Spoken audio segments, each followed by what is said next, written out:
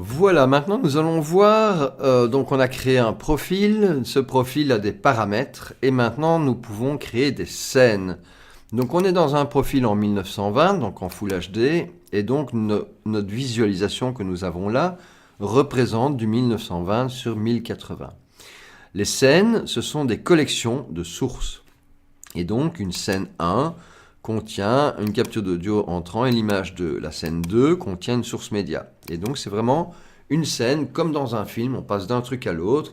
Un truc, on va avoir une scène avec, je sais pas moi, une rue, une voiture, deux acteurs, etc. Donc il faut ajouter dans le concept informatique une rue, une scène acteur, une scène voiture, etc.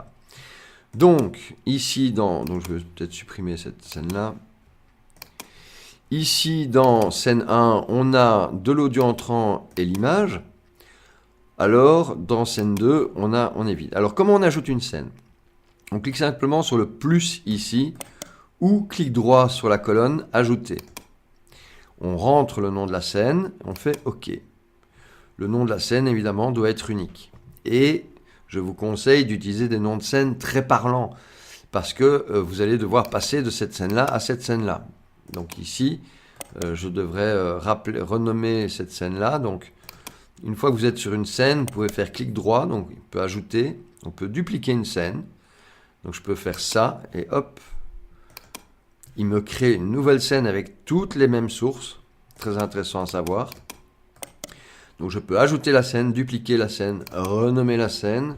Donc, je vais appeler ça image raté. Je vais renommer ça image plus audio. Je ne sais pas ce qu'il m'a fait ici. Je vais supprimer ça. Donc alors on peut évidemment dupliquer, renommer, supprimer. Donc je peux supprimer cette scène-là. Je peux supprimer cette scène-là. Et ça c'est la copie de l'autre. Je peux la supprimer. Voilà. On peut ordonner les scènes, monter d'un cran, descendre d'un cran, déplacer tout en haut, tout en bas. Je vais ajouter une scène ici. Et donc, c'est la même chose. Donc, je peux clic droit, ordonner, monter d'un cran. Donc, scène 2 sera au-dessus dans la liste. Je peux l'ordonner, la descendre d'un cran. Et si j'ai encore une scène, la première, par exemple, je peux clic droit, l'ordonner et la placer tout en bas. Ça évite de faire comme ça. Donc ça, c'est la gestion des scènes. Il y a encore une gestion des projecteurs, mais ça, vous n'avez pas utilisé, des filtres. Donc sur une scène, il y a moyen d'ajouter des filtres. Et également sur une source, il y a moyen d'ajouter des filtres.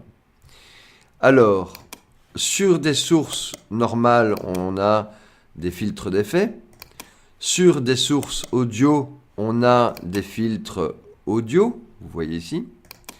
Et sur la scène, on a des filtres d'effet, tout simplement.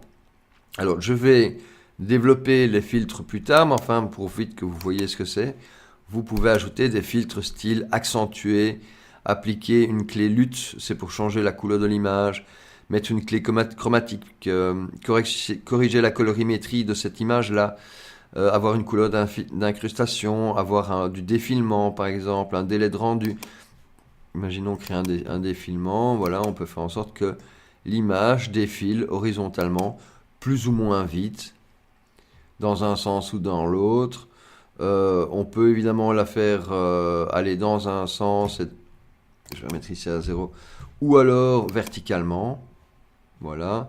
Donc ce sont tous des petits paramétrages qu'on peut utiliser dans OBS et qui sont super sympas. On peut limiter la largeur, la hauteur. Voilà. Donc si je limite la largeur, hop, voilà, j'ai juste une petite bande qui passe comme ça. Et si je remets, on va dire à 0, et que je fais comme ça, j'ai une bande qui passe comme ça. Voilà. Un filtre, pour l'enlever, on clique moins, on clique dessus, puis on fait moins, et je le supprime. Donc, les filtres d'effet sur les scènes, on y reviendra profondément dans les filtres. On peut forcer une transition. Sur cette scène-là, on peut forcer, par exemple, une coupure ou un fondu. Ça dépend en fait des transitions que vous avez créées ici. Donc si par exemple vous créez un glissement, OK, vers la gauche, OK. Ici sur cette transition, vous pourrez appliquer la coupure, le fondu ou le glissement.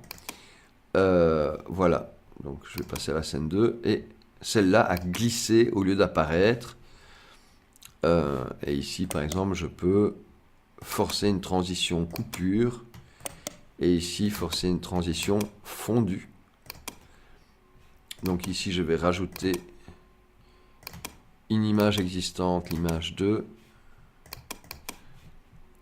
Ah oui, pardon. Voilà, et ici je vais remettre l'image existante, c'est image 2, image 2, donc c'est la même image que je vais rechercher à chaque fois, mais ici si je vais de cette scène-là à cette scène-là à cette scène-là, évidemment c'est un fondu, donc c'est pas facile de s'en rendre compte. Je vais changer l'image, je vais prendre celle-là, voilà, hop, donc ici... Ah oui, mais c'est la même que j'ai importée partout. C'est la même copie de l'image. Mais enfin, l'idée, c'est que sur une scène, on peut imposer le fait que ça parte vers la gauche, que ce soit fondu ou que ce soit clac d'un coup. Pas très concluant comme truc. D'ailleurs, je pense que je vais supprimer ça. Je vais supprimer ça. Et je vais ajouter, donc ici, j'ai cette image-là. Ici, je vais ajouter une image... une nouvelle qui va être celle-là.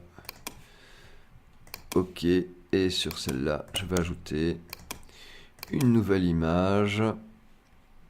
Voilà, qui sera celle-ci par exemple. Et hop. Et donc du coup, on va passer de ça à ça à ça. Donc ici, on a un glissement. Là, on a un cut. Clac tout de suite. De là, clac tout de suite. Et puis là, on a un fondu d'une image à l'autre. Fondu qui va dépendre ici de la durée de transition. Donc, tout en bas, je ne sais pas si vous voyez, je peux augmenter la durée du fondu. Je vais le mettre à 1 seconde. Et donc, si je fais ça, hop, le fondu met 1 seconde. Donc là, ça glisse. Là, c'est direct. Et là, c'est fondu en 1 seconde. Voilà. Donc ça, ce sont les filtres, les transitions sur la scène. Voilà, c'est la fin de l'explication d'une scène. On va maintenant attaquer les sources.